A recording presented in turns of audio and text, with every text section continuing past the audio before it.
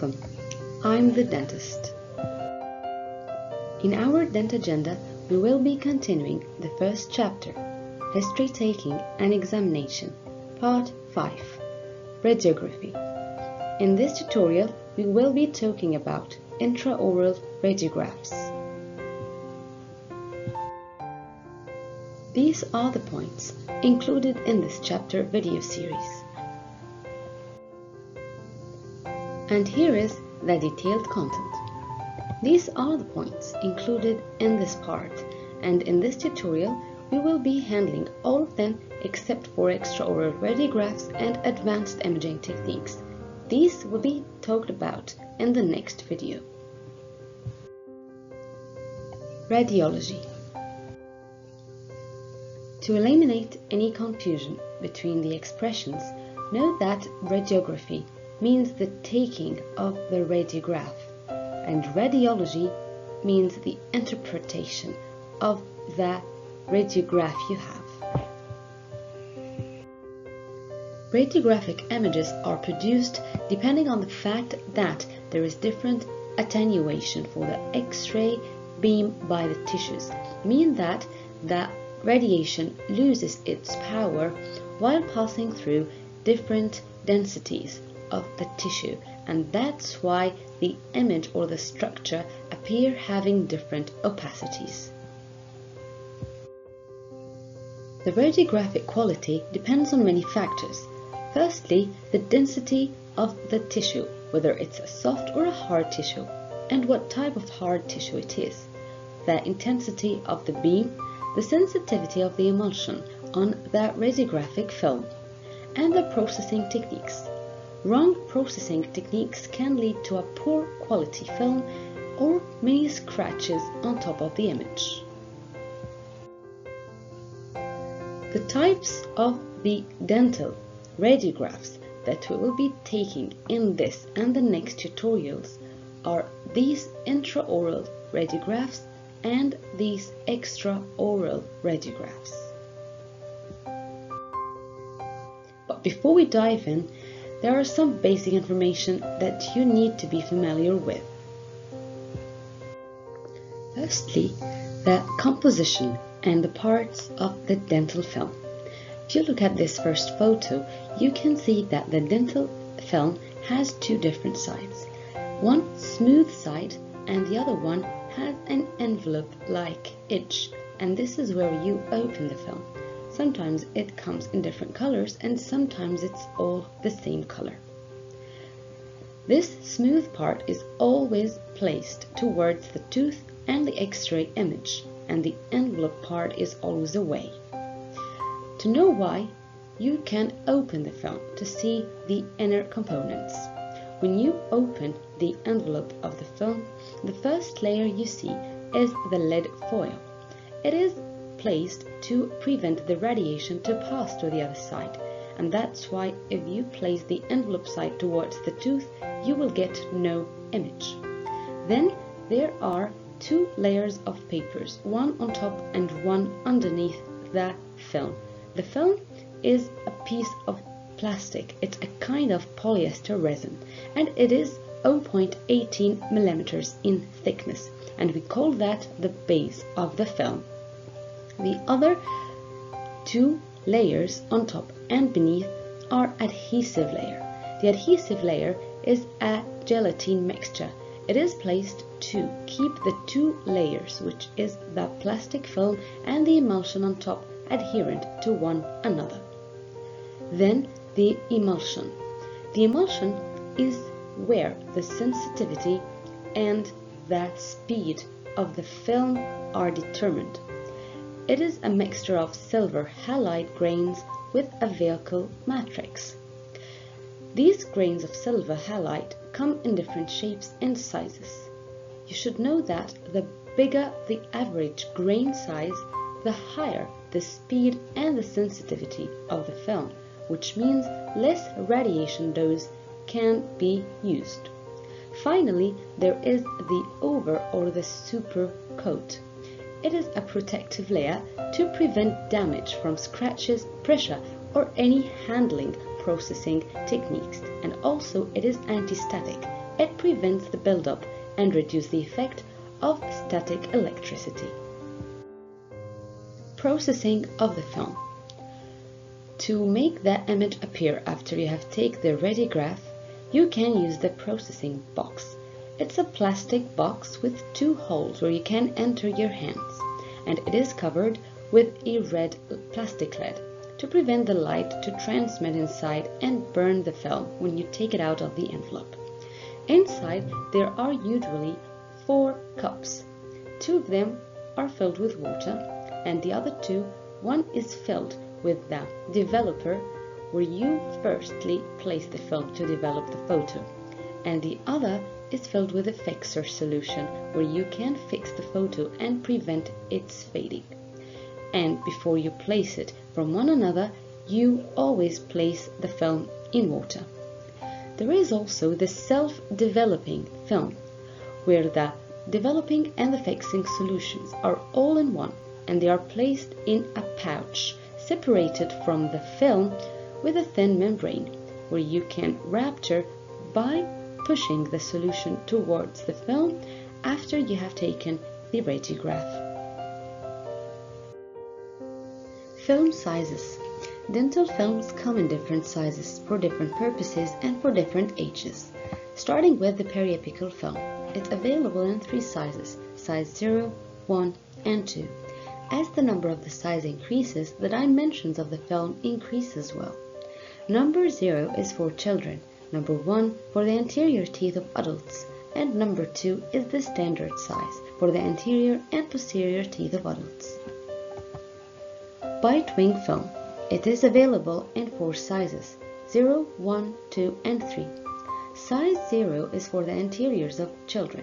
Number 1 is for the posteriors of children and anteriors of adults. Number 2 is the standard size for the anterior and posterior teeth of adults. And number 3, as it is the widest film, is for the posterior teeth of adults. Occlusal films. It is available in 1 size, and it can be used for both upper and lower occlusals. Film speeds. The film speed is the measurement of the film's sensitivity to light, and it is determined by many factors. Firstly, the size of the silver halide crystals in the emulsion layer.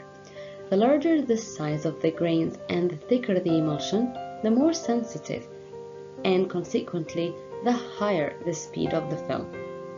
Also, the presence of the radiosensitive dyes increases the sensitivity of the film. Dental films are available in 6 speeds. Speed A, B, and C are not used or available anymore. Speed D, which is the ultra speed, is the most commonly used, although it is not the most sensitive, due to cost concerns. E, or the active speed, is the most preferred one to reduce the exposure dose. The F film, which is the ultra-active speed, is the fastest available in market. Note that different speeds can come in different colored envelopes according to the company. Film sides and position. We've pointed before that the dental film has 2 sides, a smooth side which is placed towards the tooth and the X-ray tube, and the other side with the envelope edge, and that is placed away from the tooth because this is where the lead foil is placed. When you place the film, you should keep 3 things in consideration. Firstly, that the smooth side is towards the tooth. Secondly, there is always a dot on the corner of the film. This dot should always be directed towards the incisal edge or the occlusal edge of teeth, and this is where you handle and process the film, because it will be always away from your image, so you don't take the risk of distorting the image. Thirdly, when you are radiographing anterior teeth, place the film vertically, and when you are radiographing posterior teeth, place the film horizontally. Vertical angulations. To make it easy and avoid retaking the image, you should be familiar with the vertical radiographic angles that can sometimes be placed around the tube of the X-ray machine. For the upper teeth, there are positive values, meaning that the tube is directed downwards. For the upper molars, it is positive 25 to 30. For the premolars, it is higher, and for the canine, it is higher, and for the incisors, it is the highest. So, as you move anteriorly, your vertical angle increases.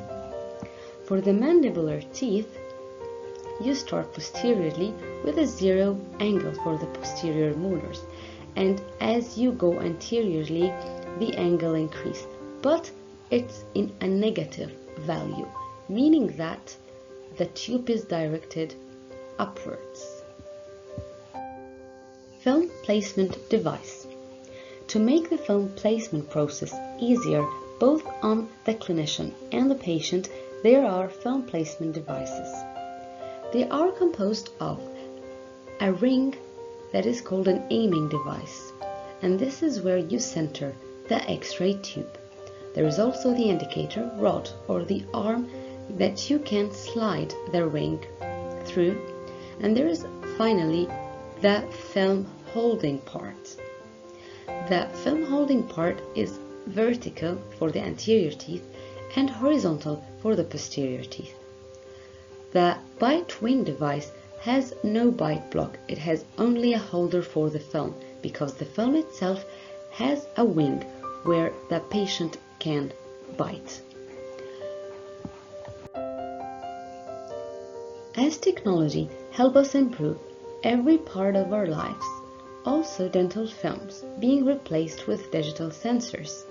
They are more favorable because they are more sensitive than conventional dental films, and that means that you will have less radiation for your patients. They are more accurate and the images have improved quality. Also, digital storage is a great advantage because dental films can be damaged sooner or later, unlike digital images that you can keep for the patient folder forever. Less impact on the environment because no plastic waste and less processing time. The image appears immediately. No need for developing or fixing it manually. Dental X-ray machines can come mounted on the wall of the dental office or movable or portable. The X-ray unit, no matter where it is placed, always has a digital screen. In the screen, you can choose the part of the oral cavity that you are taking image of or the tooth in the center of the film. You can also choose the size of the patient's body and increase or decrease the radiation dose and time. Collimation. The X-ray machines has tubes. These tubes could be cylindrical or rectangular, along with all the lights and mirror arrangements inside the machine. If you compare these two diagrams, you can see that the rectangular tube is fitted around the rectangular dental films better than the cylindrical one, meaning that no scattered radiation, and that's why the use of rectangular collimation and X-ray tubes is preferred to the cylindrical ones. In this tutorial, we will be talking about intraoral dental radiographs. The first type is the periapical paralleling technique. Secondly, the periapical bisecting angle technique. The third is the bitewing, and finally the occlusal radiograph. Starting with the periapical paralleling technique. Periapical means that the film will include the whole crown and the roots till the apex. Paralleling is how it is being taken. But firstly, keep in mind that its exposure dose is quite minimal. It's only 0.004 millisieverts. Hence the name paralleling means that the long axis of the tooth being radiographed should be parallel to the film or the image receptor behind it. This cannot be performed manually, and that's why the use of the film placement device is mandatory. Then, as the film and the long axis of the teeth is parallel, the tube and the beam of the X-ray will be perpendicular to both of them. The aiming device can be slided on the rod to determine the distance between the tooth and the X-ray tube. 30 centimeters is the optimal distance to decrease elongation and shortening of the tooth. This technique is the most accurate and reproducible since you're using a device that can be placed again and makes you able to take the same image. What can you see using periapical paralleling technique? You're able to see the whole tooth and roots, and also you can see the apex formation. You can see the surrounding periapical tissues and bone and the presence of any lesions or cysts. You can see the length of the crown and roots. You can see the eruption patterns of the adjacent teeth. You can also see the presence of the endodontic treatments and if they are done properly or not. You can assess sockets after extraction, whether to make sure there are no broken parts left in or to monitor the bone formation afterwards. When you take periapical films from the most distal tooth into the other side distal tooth, meaning that you have radiographed all the teeth on the upper and the lower arch. This is called a full mouth radiograph series. This technique has many advantages. Firstly, being an accurate technique. Secondly, the angulation is automatically determined. It does not depend on the patient's position, and that's why it is suitable with handicapped patients. No coning off or cone cuts because the aiming device tells you where exactly to aim the X-ray machine tube, and it is reproducible. You can repeat it as many times as you want and still having the same image.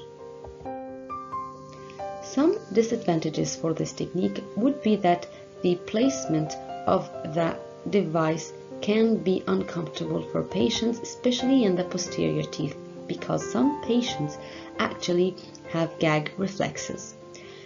Difficult and inexperienced operators may find it challenging, especially if they are using digital sensors, not films. It is greatly depending on the mouth anatomy. The presence of any palatal tori or mandibular tori would make it impossible to use, and also the apices of teeth usually appear very close to the edge of the image, and that's why any error would make you not see the apex. Periapical bisecting angle technique. In this technique, the image you see is quite close to the one you see using the paralleling technique, but how you take it is what's different, and the exposure dose is still the same. The long axis of the tooth and the long axis of the film or the image receptor intersect together and form an angle. An imaginary line that divides or bisects this angle formed by the long axis of the tooth and the film is what we aim for.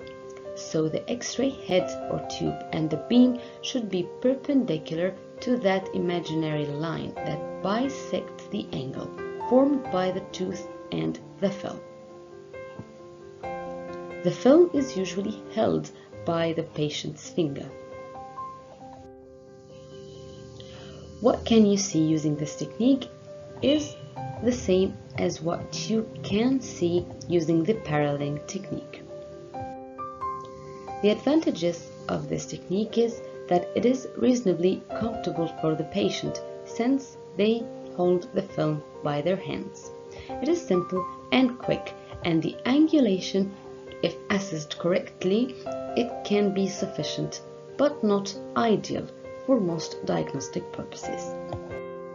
The disadvantages would be that many variables can result, sometimes shortening and sometimes elongation as well. The periodontal and interdental bones are poorly shown. The horizontal and the vertical angles are assessed by observation and they need skill. It is not reproducible because if you repeat it, the film can be different in place. Coning off is usually an error. The buccal roots of molars and premolars usually appear shorter than they actually are. The third technique is the bitewing. This technique makes you see the crown and part of the roots of the opposing teeth. The exposure dose is the same. The bitewing film has a wing where the patient can bite on to hold the film that is placed behind the teeth, and also the film placement device can be used as well.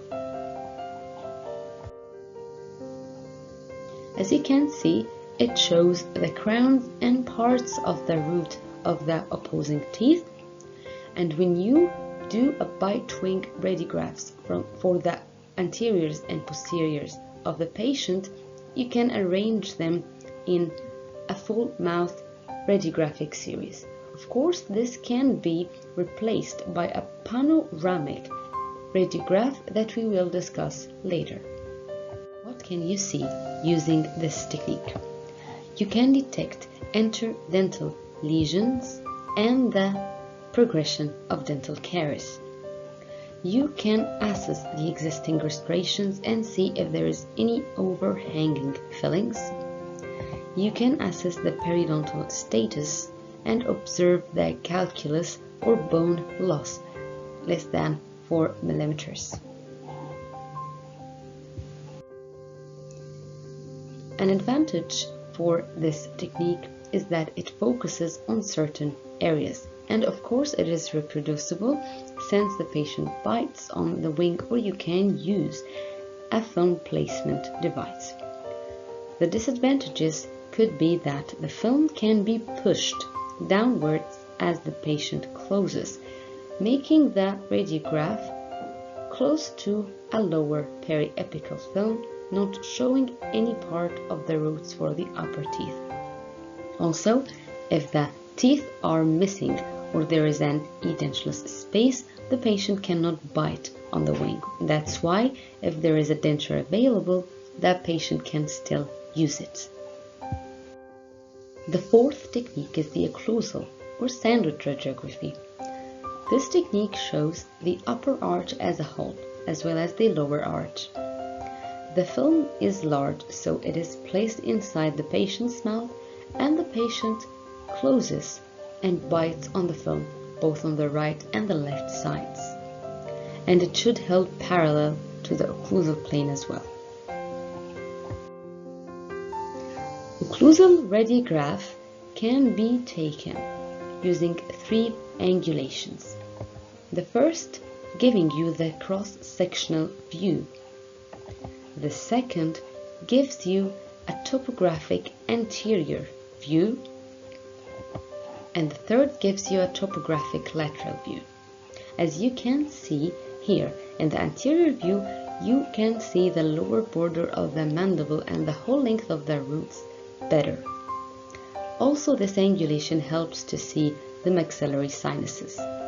In the lateral view, you can see the maxilla or the mandible laterally from the inner sides. In the maxillary position, the maxillary arch should be parallel to the floor, and the mid-sagittal plane that dissects the head into 2 halves, right and left, should be perpendicular to the floor. Here is how you take the cross-sectional view, and when you lower the angle of the tube, it is the anterior view, and from the side it is the topographic lateral view. For the mandible, you recline the patient's head so that the occlusal plane of the lower arch is perpendicular to the floor. Here is how you take the cross-sectional view, and when you move the tube upper, it is the topographic anterior view, and from a side, it is the topographic lateral view. What can you see using this technique? You can localize the impacted teeth or the presence of any supernumerary teeth. You can see any foreign bodies, tumors, or cysts present. You can localize the fractures and determine their extent. You can assess the integrity of the maxillary sinus boundaries. You can observe stones in the submandibular salivary gland ducts. You can see mandibular tori. And you can examine the palatal floor in cases of cleft palate. This view gives you a broad anatomical coverage, and it can be used as a supplementary radiograph with the other techniques we have mentioned. But some disadvantages for this technique can be the overlapping structures, of course, no anatomical details for the periapical area, teeth, roots, or periodontium, geometric distortion, of course, the sizes are not the same as the true size, it is not reproducible, and the tongue can displace the film. Thank you, and don't forget to subscribe and turn on notification to be notified when there are new videos and to reach us easily.